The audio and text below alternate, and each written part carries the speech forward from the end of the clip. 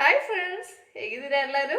ಇವತ್ತು ನಾನು ನಿಮ್ಮ ಜೊತೆ ಶೇರ್ ಮಾಡ್ತೀನಿ. ಕ್ಯಾಬೇಜ್ ಅಲ್ಲಿ ಈಸಿಯಾಗಿ ನಮಗೆ ಒಂದು ಸ್ನಾಕ್ ಮಾಡೋಣ ಆಯ್ತಾ? ಅವು ನಮಗೆ ಅದು ಹೇಗೆ ಮಾಡೋದು ಅಂತ ನೋಡೋಣ. ಅದ್ರ ಮುಂಚೆ ಫ್ರೆಂಡ್ಸ್, ನೀವು ಯಾರಾದ್ರೂ ನನ್ನ ಚಾನಲ್ ಫಸ್ಟ್ ಟೈಮ್ ವಾಚ್ ಮಾಡ್ತಾ ಇದ್ದೀನಿ ಅಂದ್ರೆ ಪ್ಲೀಸ್ ಎಲ್ಲರೂ ನನ್ನ ಚಾನಲ್ ಸಬ್ಸ್ಕ್ರೈಬ್ ಮಾಡ್ಬೇಕಾಯ್ತಾ? ಸಬ್ಸ್ಕ್ರೈಬ್ ಮಾಡಬೇಕು, ಅದೇ ತರ ಬೆಲ್ಲೈಕನ್ ಪ್ರೆಸ್ ಮಾಡಿ ಆಲ್ ಅಂತ ಕೊಟ್ರೇನೆ ನಾನು ಡೈಲಿ ಹಾಕೋ ವಿಡಿಯೋ ನೋಟಿಫಿಕೇಶನ್ ಸಿಗೋದು.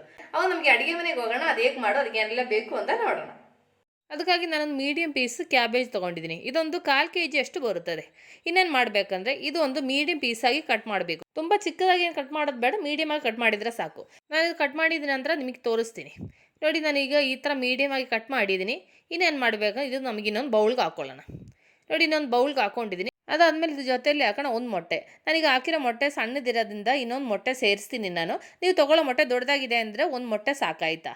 ಅದಾದಮೇಲೆ ಇದ್ರ ಜೊತೆಯಲ್ಲಿ ಹಾಕೋಣ ಅರ್ಧ ಟೀ ಸ್ಪೂನ್ ಕಾಳು ಮೆಣಸಿನ ಪುಡಿ, ಅದಾದಮೇಲೆ ಅರ್ಧ ಟೀ ಸ್ಪೂನು ಜೀರಿಗೆ ಪೌಡ್ರು, ಅದಾದಮೇಲೆ ರುಚಿಗೆ ತಕ್ಕಾಗಿ ಉಪ್ಪು. ಯಾವುದಾದ್ಮೇಲೆ ಜೊತೆಯಲ್ಲಿ ಹಾಕೋಣ ಸ್ವಲ್ಪ ಮೈದಾ ಹಿಟ್ಟು ಜಾಸ್ತಿ ಹಾಕೋದು ಬೇಡ, ಸ್ವಲ್ಪ ಹಾಕಿದರೆ ಸಾಕು. ಮಿಕ್ಸ್ ಮಾಡಿದ ನಂತರ ಮತ್ತೆ ಬೇಕಾದರೆ ಆಡ್ ಮಾಡ್ಕೊಳ್ಳೋಣ. ಅವಾಗ ನಾನು ಇದು ಚೆನ್ನಾಗಿ ಮಿಕ್ಸ್ ಮಾಡ್ತೀನಿ. ನೋಡಿ, ಇದು ನಾನು ಚೆನ್ನಾಗಿ ಮಿಕ್ಸ್ ಮಾಡಿದ್ದೀನಿ. ಆದರೆ ಇದರಲ್ಲಿ ಸ್ವಲ್ಪ ಹಿಟ್ಟು ಕಮ್ಮಿ ಅನ್ನಿಸ್ತಾ ಇದೆ. ಯಾಕೆಂದರೆ ನಾವು ಈ ಥರ ಬೋಳು ಹಾಕೋ ಟೈಮಲ್ಲಿ ಚೆನ್ನಾಗಿ ಅಣ್ಕೋಬೇಕು. ಇದು ಅಣ್ಕೊಳ್ತಾ ಇಲ್ಲ. ಸೊ ಅದಕ್ಕೆ ಇನ್ನೊಂದು ಚೂರು ಮೈದಾ ಹಿಟ್ಟು ಹಾಕ್ಕೊಳ್ಳೋಣ. ಜಾಸ್ತಿ ಹಾಕೋದು ಬೇಡ, ಸ್ವಲ್ಪ ಹಾಕಿದರೆ ಸಾಕು. ನಾವು ಅದು ಮಿಕ್ಸ್ ಮಾಡೋ ಟೈಮಿಗೆ ನಮ್ಗೆ ಗೊತ್ತಾಗುತ್ತದೆ ಎಷ್ಟು ಬೇಕು ಅಂತ. ಇದರಲ್ಲಿ ನೀರಿನ ಅಂಶ ಒಂಚೂರು ಆ್ಯಡ್ ಮಾಡಬಾರ್ದು. ಯಾಕೆಂದ್ರೆ ನಾವು ಕ್ಯಾಬೇಜ್ ಅಲ್ವಾ ಹಾಕಿರೋದು, ಅದರಲ್ಲಿ ಚೆನ್ನಾಗಿ ನೀರಿನ ಅಂಶ ಇದೆ, ಅದಕ್ಕೆ ನೀರೇನು ಬೇಕಾಗಿಲ್ಲ.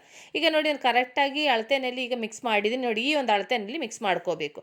ಅವ್ರು ನಮಗೆ ಸ್ನ್ಯಾಕ್ ಮಾಡಲಿಕ್ಕೆ ನಮ್ಮ ಹಿಟ್ಟು ರೆಡಿ ಇದೆ. ಅದಾದಮೇಲೆ ಏನು ಮಾಡಬೇಕು, ನಮ್ಮ ಕೈಯಲ್ಲಿ ಈ ಥರ ಸ್ವಲ್ಪ ಎಣ್ಣೆ ಹಚ್ಬಿಟ್ಟು ಇದರಿಂದ ಒಂದು ಮೀಡಿಯಮ್ ಬೋಲ್ ಒಂದು ತೊಗೋಬೇಕು. ತುಂಬ ದೊಡ್ಡದಾಗಿ ತೊಗೊಳ್ಳೋದು ಬೇಡ, ತುಂಬ ಚಿಕ್ಕದಾಗಿ ಬೇಡ, ಮೀಡಿಯಮ್ ಆಗಿದ್ದರೆ ಸಾಕಾಯ್ತಾ. ಅದಾದಮೇಲೆ ನಮ್ಮ ಕೈಯಲ್ಲಿ ಇಟ್ಬಿಟ್ಟು ಈ ಥರ ಪ್ರೆಸ್ ಮಾಡಿಕೊಂಡು ಈ ಥರ ಶೇಪ್ ಮಾಡ್ಕೋಬೇಕು. ಈ ಥರ ಉದ್ದಕ್ಕೆ ಶೇಪ್ ಮಾಡಬೇಕಾಯ್ತಾ.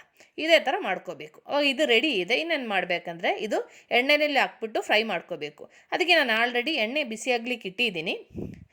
ಈಗ ನೋಡಿ, ಎಣ್ಣೆ ಚೆನ್ನಾಗಿ ಬಿಸಿಯಾಗಿದೆ. ಈಗ ನಾವು ರೆಡಿ ಮಾಡಿರೋದಿದೆಯಲ್ಲ, ಅದು ನಿಧಾನವಾಗಿ ಎಣ್ಣೆಯಲ್ಲಿ ಹಾಕ್ಕೊಡೋಣ.